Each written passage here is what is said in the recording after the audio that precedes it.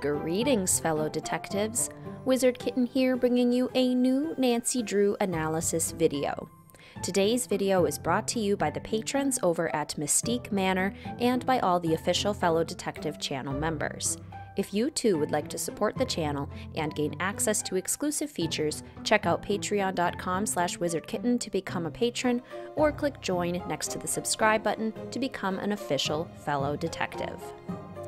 Welcome to our first Nancy Drew analysis video of 2023, a video idea sourced from the dozens of amazing ideas shared by all of you wonderful fellow detectives. I have to start by thanking you all for your suggestions, because I now have a long, wonderful list of content ideas to work on, and I am pumped. So thank you. Now into this video. Is Nancy Drew a good detective? Personally, I would immediately say yes. Nancy is fearless, committed, clever, and multi-talented, and I deeply admire her. Within the PC game series, Nancy has solved 33 mysteries, and within each of those mysteries, many more secondary mysteries, puzzles, challenges, etc. But she's not perfect. Nobody is. For every triumph of Nancy's, there is occasionally a fail. I must face the truth. Nancy screws up sometimes, and it can be really funny. So let's explore this idea. What are some of Nancy Drew's biggest triumphs, and what are some of her fails? When we look at her career as a whole, does she end up being a good detective? I've chosen 10 triumphs and fails each that we will go through in chronological order. To make things more interesting, I'm not going to focus on capturing culprits or solving the main mystery of a game, because those are obviously triumphs. Similarly, I won't be focusing on any second chances for the fails, some of which are literally deadly, because those are obviously fails. I'm trying to be a little more creative with my choices. I'm going for more deep cuts, and I can't wait to hear what you think. Also, fair warning, we're discussing pretty particular moments from the entire series in this video, so be prepared for possible plot and culprit spoilers for all of the Nancy Drew games. Let's dive in. Early in her career, Nancy solves the kidnapping of one of her closest friends, Maya Wynn, at the Royal Palladium Theater in St. Louis. During this case, Nancy is ruthless in the best way.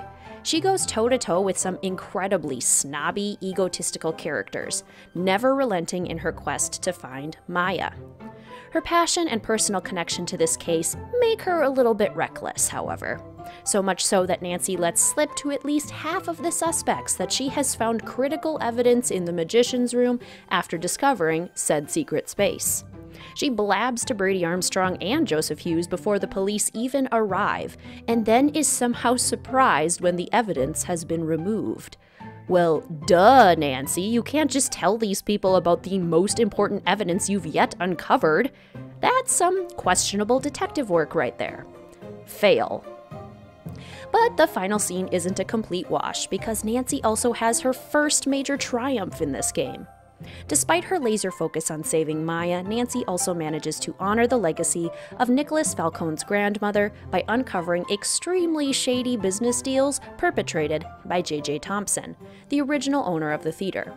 Not only is Nancy able to save the theater from demolition due to this meticulous detective work, but she is also able to bring justice to Louisa Falcone and her family. Nancy didn't have to do this, but she made sure to leave no stone uncovered, and that, right there, is a triumph. Nancy triumphs yet again at Captain's Cove Amusement Park in New Jersey, where she helps a sad, lonely, and confused young woman reconnect with her past through a talking microwave. I mean robot. I mean Miles. Yes, Nancy goes out of her way to help Joy Trent when she realizes the tragedies that she's experienced. Nancy ultimately did not need to show nearly as much empathy and understanding towards Joy in order to solve the case, but the fact that she did is exactly what being a good detective means. Triumph. But empathy isn't always practiced so flawlessly. For when Nancy travels to Blackmore Manor in England to discover what's going on with Linda Penvillin, she meets Linda's stepdaughter, Jane, who is clearly starved for companionship. So it's probably not in the best taste to see a picture of poor Jane's guinea pig ask her if she has a guinea pig, receive the answer that said guinea pig died, and then cheerfully ask, when? It's an inside joke on this channel for a reason. It's very funny and a big ol' whoopsie daisy. Joyfully asking when your suspect's pet died really isn't a great way to generate trust. Fail. Thankfully, though, Nancy recovers soon after on a train trip through the Wild West in search of treasure. Nancy has many small wins in this game, but my favorite is her absolute besting of the Tino Balducci. I imagine it's not at all uncommon for Nancy to receive a lot of doubt about her qualifications. She's a young woman working alone and probably endures a lot of annoying comments. But gosh, are they extra annoying when they come from Tino Balducci. This is what makes it extra sweet when Nancy is the one to find Laurie Gerard first, not Tino. She also catches him in the act of framing other suspects and reveals his not-so-secret crush on Laurie. Basically, Nancy gets the better of Tino at every opportunity, and it's so satisfying. Triumph! She carries this same energy to Hawaii when she interns for entomologist Dr. Quigley Kim. As part of this case, Nancy encounters yet another aggravating and arrogant man, Dr. Malachi Craven. What makes this such a triumph is how Nancy plays Dr. Craven like a fiddle. From the moment she meets him, Nancy expertly deflects, calls out, and ultimately earns the respect of this absolute crank. She sees right through him and is able to manipulate him, reasonably, in order to get what she needs as part of the case. This is just solid detective work. Triumph. And while we're on the topic of nullifying beasts, Nancy's next triumph involves gaining the trust of a certain white wolf in Alberta, Canada. What makes this such a win is that Nancy doesn't let herself get swayed by the opinions and prejudices of the others at the lodge. She logically assesses the situation through a non-biased lens and makes her decisions based on observation and intuition. Nancy could have solved the case without Isis on her side, but getting a wild lone wolf to trust her and help her made everything vastly more simple, and was excellent detective work. Triumph. Alas, after a string of wins, one must fall, or perhaps more accurately, one must throw, because at the very end of her case in New Orleans, when Nancy is standing in a crypt in the dead of night holding one of the world's famed crystal skulls, the trapdoor rapidly closing above her, Nancy goes ahead and throws the skull up to the culprit. Huh? What are you doing? This is some serious Aladdin and Jafar vibes, Nancy. Don't just throw away one of the most valuable treasures in the world to someone that you don't know if you can trust. Yeesh. Fail. But then, Nancy travels to Venice, working undercover for the Italian police to uncover a crime ring that has been stealing valuable Venetian artifacts. This case is mixed for Nancy, so let's start with the fail. As a general rule in life, don't eat mysterious sausages that someone puts in your room, especially if you're a detective who makes enemies. Just don't do it. Take a look at them, Nancy. They look either raw or rotten, and even if they didn't, don't eat them. That is so sketchy and so short-sighted. Fail. Thankfully, though, Nancy recovers to have one of her best triumphs ever, the successful masquerading as Samantha Quick. This took real quality detective work. Nancy uncovered intel related to Samantha Quick's visit to Enrico Tazza, put together a quality disguise with money earned from dancing in a nightclub, fooled Tazza by beating him at Scopa after several agonizing hours of gameplay, and stole a sapphire from a heavily guarded warehouse to earn his trust. This is some real spy action that took guts, intuition, nerve, and wit, and she pulled it off effortlessly. Triumph.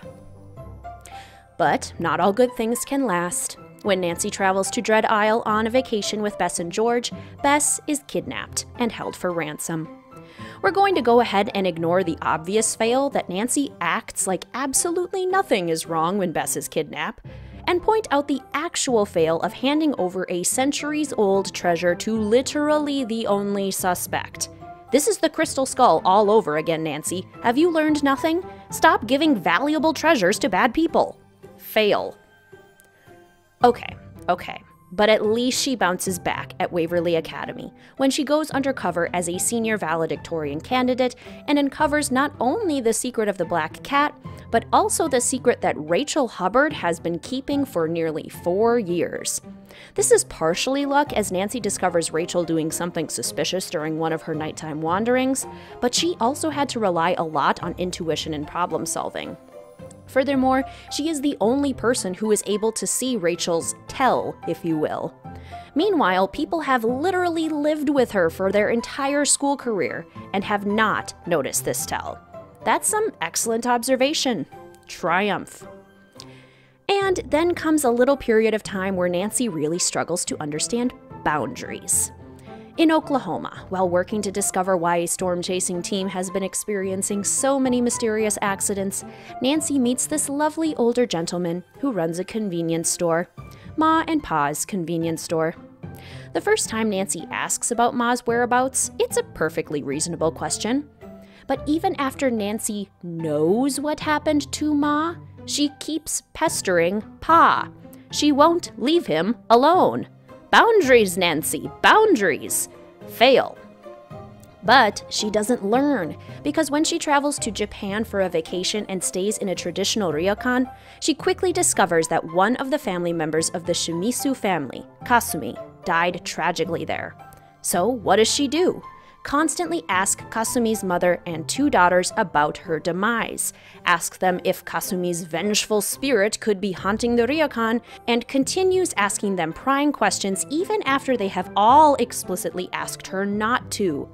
Boundaries, Nancy, boundaries. Fail. We're also going to talk about the other failure here, which is that Nancy continually mispronounces the names of the members of the Shimizu family, even after they have said their names out loud many times. Something as basic as saying someone's name correctly goes a long way in developing trust, which is kind of important if you're going to try and do some detective work, and especially if you're going to insist on asking them about their dead mother. All in all, Nancy didn't perform the best detective work in Japan. Fail. She did, however, perform some pretty expert detective work in her hometown of River Heights when she herself was accused of and arrested for arson. Nancy commanded such a high level of respect that she was literally released from her cell and allowed to wander around the police station, solving her own case. Yes, this is illegal, but she basically sets up a control central at the station, sending all of her loved ones on errands for her so that they can collect evidence while Chief McGinnis berates officers for eating pancakes. Not only does she solve her own case, she does it in less than 24 hours while technically under arrest. Not bad at all. Triumph. After this win, Nancy travels to Egypt as an archaeologist intern on one of the most important digs of the day. She's a complete novice, which leads us in 2 very different directions. First, Nancy just casually breaks ancient artifacts. Multiple times. Most notably the seal to the door of a chamber within the tomb. I'm no archaeologist, but I'm pretty sure you aren't supposed to just stumble around and break things. Fail. That being said, Nancy is also the one who decodes hieroglyphs that one of the world's foremost archaeologists cannot, and is also the one who first finds the tomb of Nefertari, despite the fact that multiple other people with significantly more training and knowledge are looking for her mummy as well. Apparently, Nancy's a natural. She uses her knowledge as a detective to find what others cannot, and that is excellent detective work. Triumph. And now we near the end of Nancy's career with yet another mixed case. Let's start with the fail so we can end on a high note. When Nancy travels to Iceland to solve the mystery of the Hurliguide and its treasure, Nancy neglects to mention to a certain boyfriend that she's flying across the ocean and out of the country. She also gets so wrapped up in the case that she completely forgets that she and said boyfriend had a dinner date planned for their anniversary, where Ned was going to tell her that he loved her.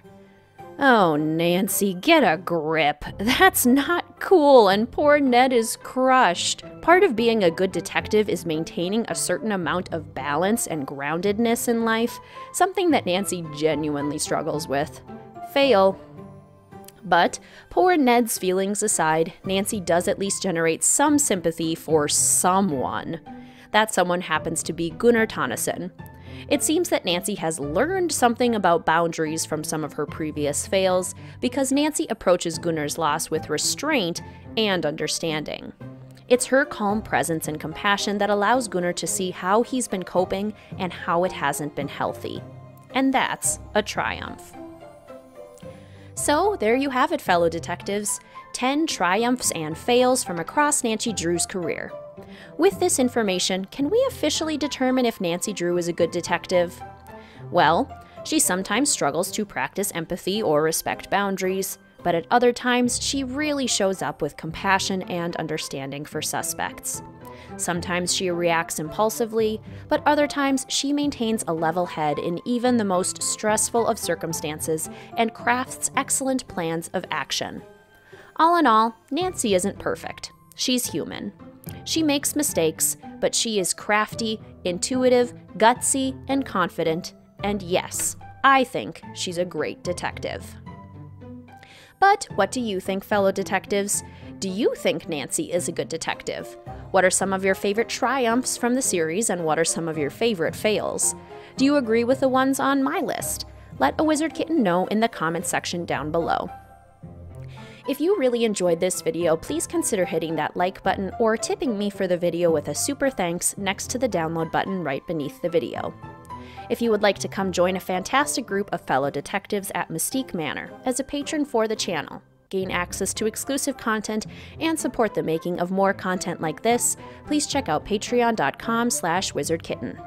I also have channel memberships with exclusive badges and emojis to use during streams and in the comment section.